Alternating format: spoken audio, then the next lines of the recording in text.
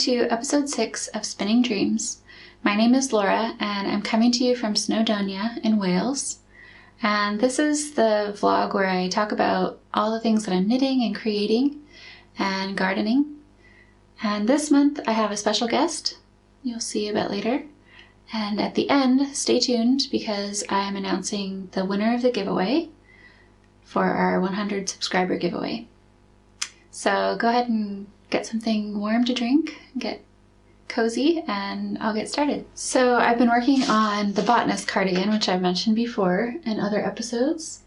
And I think I've made quite a bit of progress because I'm getting to the end of one of my skeins of Fisherman's Wool by Lion Brand.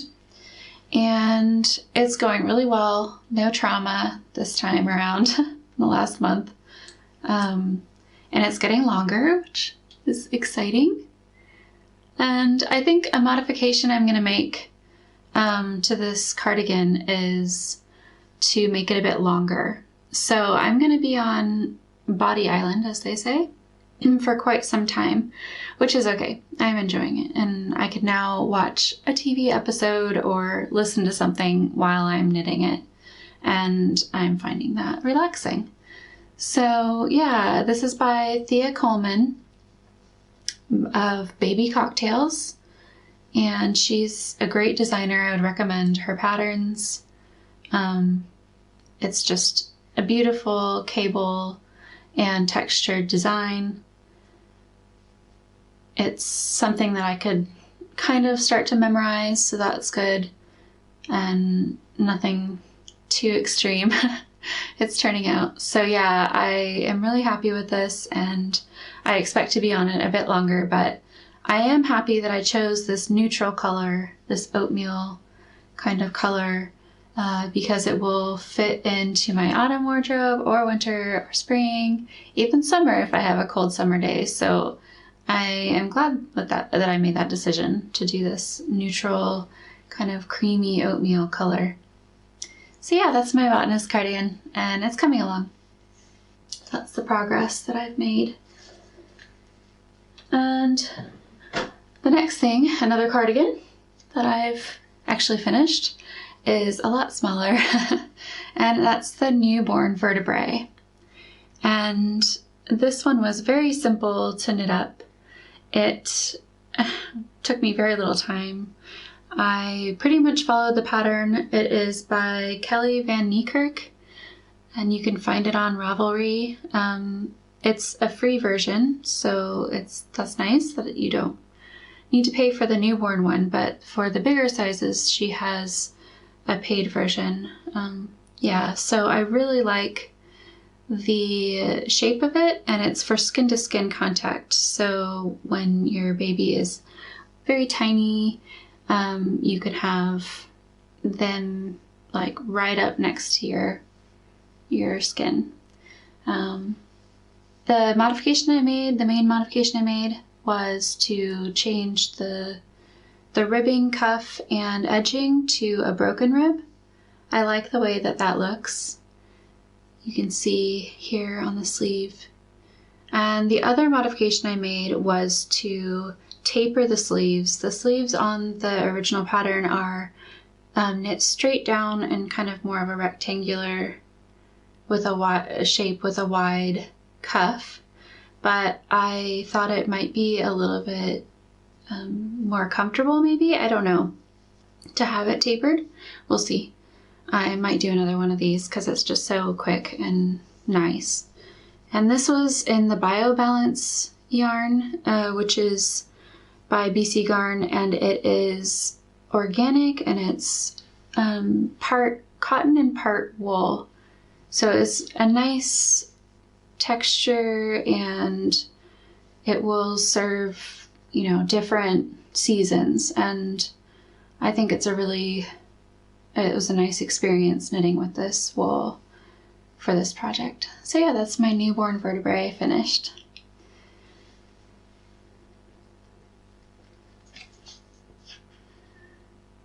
The next finished objects are all baby related, so I'll get into those. I kind of went a little bit crazy with the baby knits. And they're all small, so they didn't take very much time. But I found a designer on Etsy, actually. I'm often looking on Ravelry, but I thought I would try Etsy for a change. And I found this designer, her designs are called Beautiful You, spelled E-W-E. And she specializes in designs for newborns that are like props kind of for photography. That's how it's advertised.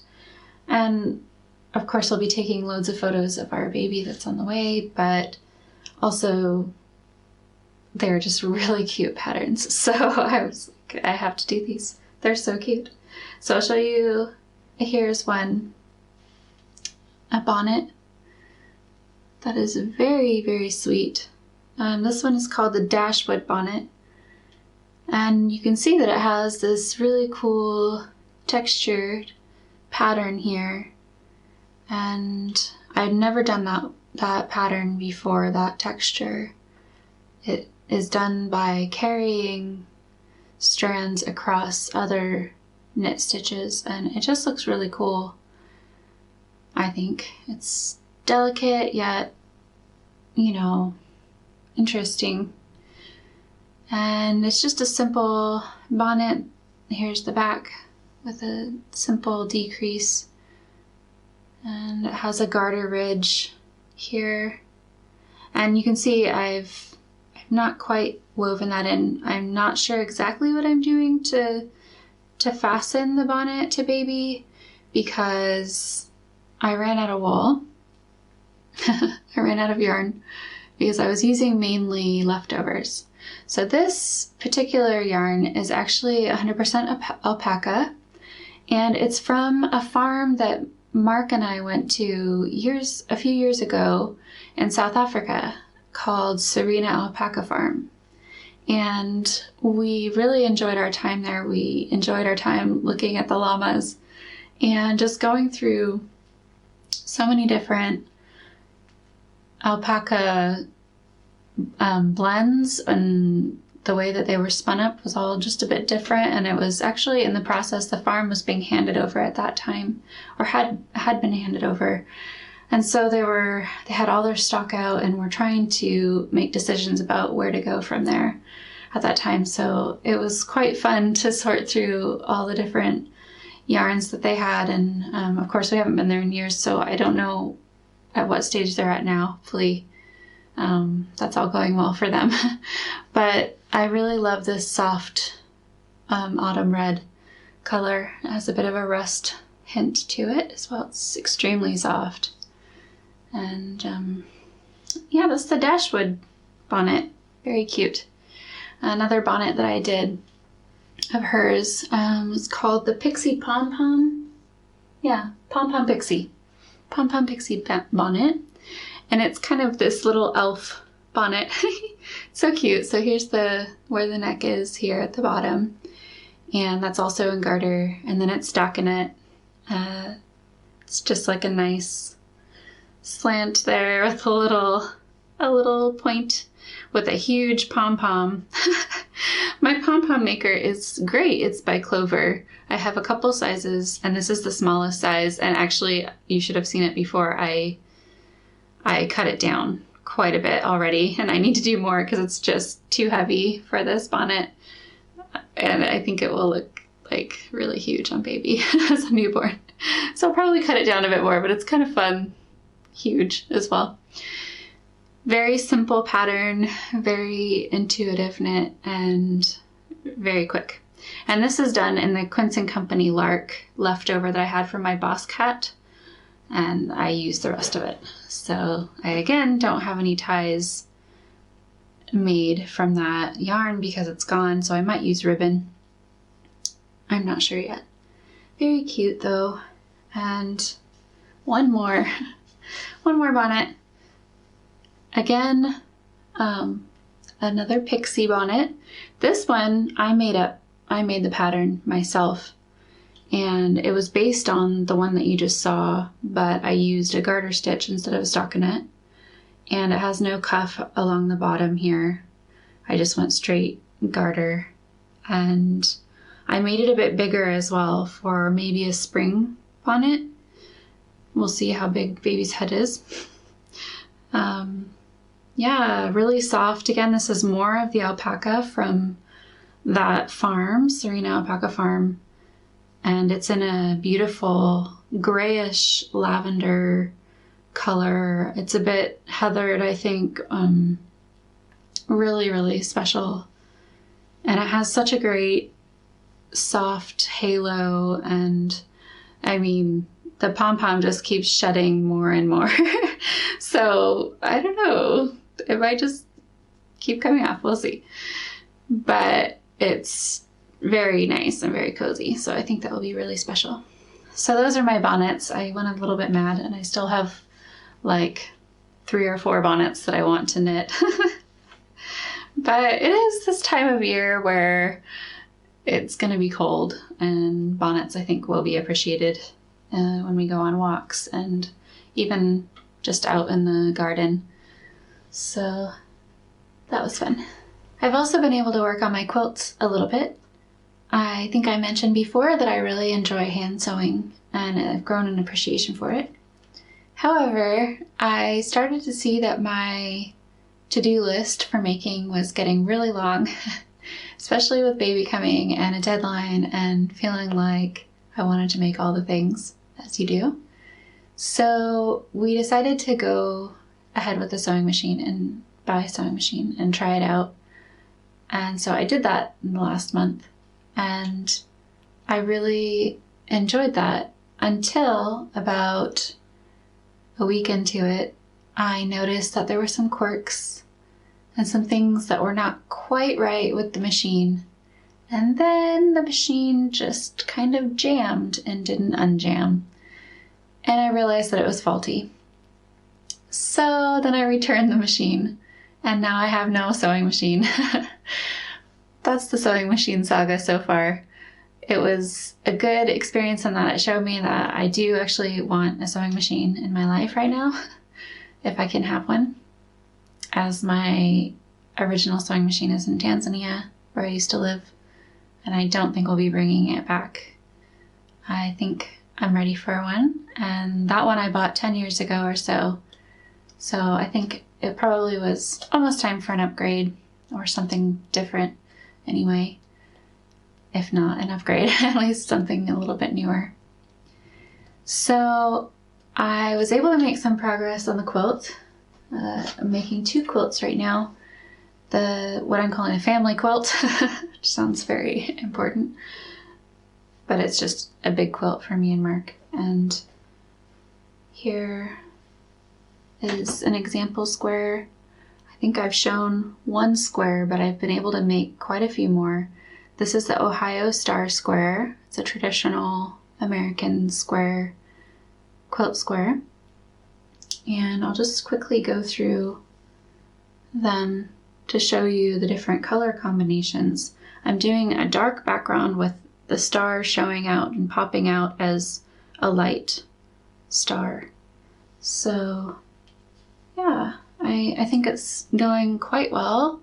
These are all cotton or linen fabrics. The content of the fabric is cotton or linen. Now, those are all small patches, these ones, and they were all from fabrics that I already had. I've often look on eBay or other places that I can get secondhand fabric that may still be new, but it may not be, but it's just not from a fabric shop. So I quite like reusing or using up people's stash, or not getting new always. I don't mind getting new. Anyway, so I found some on eBay, and it was actually from a project that somebody had already started that looked a lot like mine, in that they were triangles sewn together out of linen, and they were in the color range that I liked. So I actually got some of those, and you can see them here. They were a bit bigger, but I didn't have a set pattern for the quilt. I just knew I wanted a star quilt with a contrast, dark and light. So these hourglass patches here, these ones are all from this person to whom I'm very grateful for, you know, this person stitched these together already for me, basically. So I just did the rest of the Ohio Star patch, including these. And I think it turned out really well. I like the size. I think it'll add some interest to have different size Ohio Stars. So that's the progress I've made so far. And I made a lot more with the sewing machine when I had it working. And so I'm hoping to get another sewing machine to continue to make that a bit quicker. Because a big quilt for a bed takes a while. It can take some time, and I don't mind hand stitching it. I would love to be able to say I've hand stitched this whole bed, you know, king size quilt. However, I just don't think I have time to do all the things I want to do right now, and be able to hand stitch a full quilt. So the next patch that I'll do for that is going to be, I think, a Christmas star patch. I think that's what it's called. And it's another traditional patch that has a star motif. And I'm going to include a pop of yellow, or like kind of a mustard color.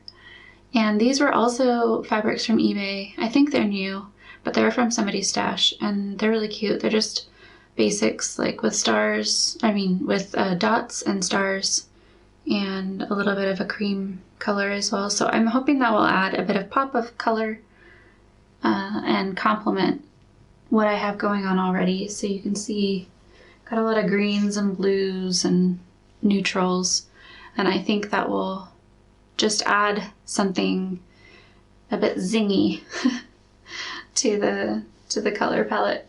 So I think that's going pretty well, and I will keep you updated about the sewing machine and which one I get and how it goes, and well, it's to be seen still. And the other quilt progress has been interesting. It's the one that I'm making for baby that is an organic cotton from green fibers, and it's a flannel, so it's very soft, a brushed cotton. And I've been hand dyeing strips, plant dyeing strips with Mark, my plant dyer husband. And the latest dye bath we did was logwood. And we did 2 different baths, or he did it. He did 2 different baths. And one was darker and one was a bit lighter and had a bit of more of a red tinge. And I love the wool that came out from those baths. Mark will probably show you, actually.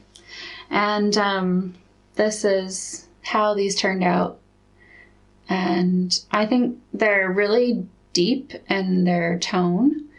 But again, like, I'm just so surprised at the colors. I don't know what to say about them. They look a little bit muddy, if I'm being honest. They look a bit muddy, but they're also very interesting. And so I'm really kind of curious, trying to be hopeful that this will be a very interesting baby quilt. So let me show you what colors I have going on now, the color range for this quilt so far. So this is the color palette for that quilt, and it's looking very natural, which is good to me. But it doesn't have a very strong pop of color anywhere, which will be interesting to see, in the finished product. I may add turmeric to my dye baths, once, and maybe some marigold. So it'll be interesting to see how that adds to this palette, and maybe make it a little bit more of a rainbow than what it is right now, because I'm seeing a lot of browns and neutrals, and I'd like to see a little bit more sunshine. So maybe the turmeric will come in and bring some pop as well, because that's quite a bright yellow. So yeah, I'm making progress. It's been fascinating to see how these colors work on cellulose fibers and how they work on animal fibers differently.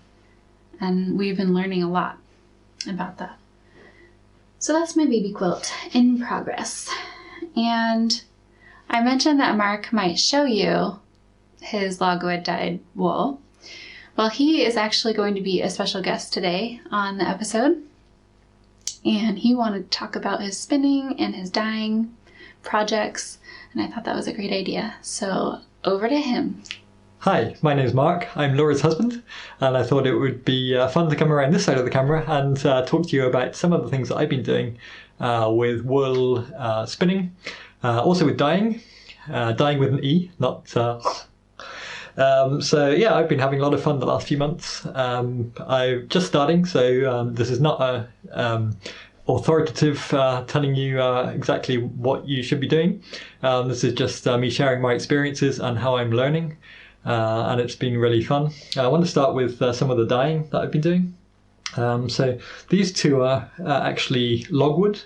One is darker because I was using more logwood. I like the colour, but it was quite a dark brown, just on the reddy side of brown, but still quite dark. So I did that again with about half the amount of logwood bark, and got this, which I think is really nice. It's kind of red on the pink side, maybe kind of maroon, and yeah, really happy with how that one turned out. That's probably my favourite so far, I think. Logwoods that I heated up in the dye bath and then cooled it down, and then put the wool in and heated it up slowly and simmered it for a little while, and I think that came out pretty well. This past weekend I was trying to get a kind of purple, blue, maybe grey colour, which we struggled to get so far with dyeing. I think it's partly because of our water here is a bit softer, it's less alkali than in many places, so that's one of the things that affects the colour. And the more I read about natural dyeing, the more I hear people saying, well, there are so many different factors that can affect the colour that you get, and so you just have to try it and experiment and see what happens. And if you get something that you really like the colour, then remember what you did and write it down, so that you can reproduce that again. So that's what I've been doing. I think there are so many factors. The water that you use, the pH of the water, obviously the thing that you're dyeing with, the temperature that you put it up to, what mordant, if any, you're using, the timing. There's so many different factors. So I think it's just a lot of trial and error, and see what you get, and if you like it, then try and recreate it again in the future. So I've been trying to get more of a kind of experiment with a blue, grey, purple. So I used Alkanet, which apparently can create those colours, but yeah, didn't quite turn out as I expected. I think I should have done a bit more research first. Apparently Alkanet, you're supposed to dissolve in or soak in alcohol for a few days to draw out the colour, and I didn't do that. I just heated it up in a dye bath in water like you normally do, and so I didn't get the colour that you're supposed to. But actually it's not a bad colour. It's kind of yellowy, maybe mustard. So I'm for what it is, I'm quite pleased. It just didn't turn out as I expected, but like I say, that's all part of the process, part of the experimentation, and part of the fun. You never quite know what colour is going to come out when you put things into the dye bath. So right at the moment I'm doing elderberry. We'll see how that turns out, see what colour that comes, and maybe report back on that, or I'll post it on my Instagram as well. So that's natural dyeing that we've really enjoyed. I've also been doing some spinning. We got a spinning wheel 3 or 4 months ago, and my sister also gave us a plain fleece. So we didn't know what to do with it, so we researched online, figured out how to wash it, and then after washing and drying, then hand combing it, which is I like that stage. It goes from looking like it came from a sheep to looking like it's ready to be prepared into wool. And so after combing, we then spin it, and then dye it in different colours, and then I pass it on to Laura. So again, I've been learning how to spin, and the last 2 or 3 weeks I've been trying to get, I was doing more of a worsted spun, where it's sort of a bit thinner, stronger, not quite as soft, and that's where kind of all of the fibres are more or less lining up in the same direction. That's what I was doing to start with. In some ways that's easier to spin, and it was turning out quite well, but I wanted to get a a softer wool. So the last few schemes that I've done, I've been spinning from the fold, which is instead of going from the end and pulling it out, you're kind of spinning from the middle. You're kind of pulling out from the middle, and that means that, you probably know this, it means that the fibres themselves are not necessarily all lined up in a straight line. They're a bit more kind of intertwined with each other, a bit more jumbled up, and that means you have more air coming in between the fibres, and that's what gives it kind of more volume, more squishiness, makes it a bit more just softer and a bit kind of more snuggly. So that's what I've been doing lately. Also trying to, when I apply, trying to have a bit less tension in the wool when I'm applying, which again I think helps it to be a bit softer, having a bit more volume. So I'm still learning, still got a lot to learn. I'd be interested to see how it works when I'm spinning with different types of fleece as well, from different sheep. I've done some blue-faced Leicester that we got from Hilltop Katie, and then this fleece that my sister got from a local farmer. And so that's the only two types of wool that I've spun with so far. But yeah, really enjoying learning. Still have a lot more to learn, but it's just really satisfying going from the fleece all the way through to wool that I then pass on to Laura. And as you see, she makes lots of different things with it. So it's just a very satisfying and fun process. So autumn is definitely here, and I've been planting lots and lots of seeds through my Floral Project seed club, my flower club that I'm part of. And in October I got a new batch of seeds that I've been enjoying. There's Ceranth, Lavitera, Scabiosa, Snapdragons, and Sweet Peas. And I've planted a few. I've planted Sweet Peas and Snapdragons, and I'm really excited to see how those go. My September seeds have all germinated. I've gotten probably 100% germination, like was advertised, and I am ready. I've started planting some up into their own pots, and also Mark is making a cold frame for me with our neighbor. He's building like a cold frame, an unheated glass house that can hold my hardy annuals, because that's what these are, the hardy annuals, over the winter without being killed by the frost, but to make them stronger for the spring, to have early blooms in the spring. So I'm very excited about that. I really have enjoyed being outside in the garden and in our sunroom planting, which is where I do most of my planting, and that's been really fun. So I'll keep you updated on that, and hopefully have some flowers to show you next spring. It's pretty exciting. By the time this episode is out, I'll be about 35 weeks pregnant, I think, and everything's going really well. Really happy about that. And if all goes well, I'm hoping that I'll be able to record one more episode before baby arrives. I'll be probably around 39 weeks at the next scheduled episode, but we'll see what happens.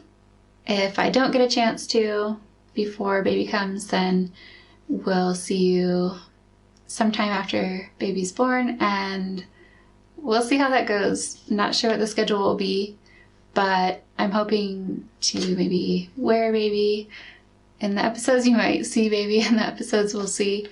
And yeah, I think we'll be a family of 3 at that stage. So we'll see how it goes, but we're looking forward to continuing either before or after the birth. Finally, I just wanted to announce the winner of the giveaway.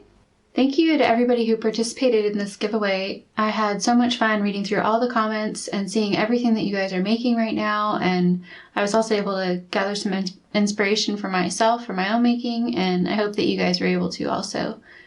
And the winner, the randomly chosen winner for this giveaway is BB, who is currently knitting the Mosaic Hat by Kay Hopkins. So congratulations! Go ahead and email me your mailing address. You can find my email on the About page of my channel on YouTube, or you can also direct message me on Instagram if you're following me on Instagram. And yeah, I'm excited for you to receive that. I'll get that off to you as soon as I hear from you. I think that's it for me this month. So everybody take care, happy knitting and creating, and I will see you hopefully soon. Bye!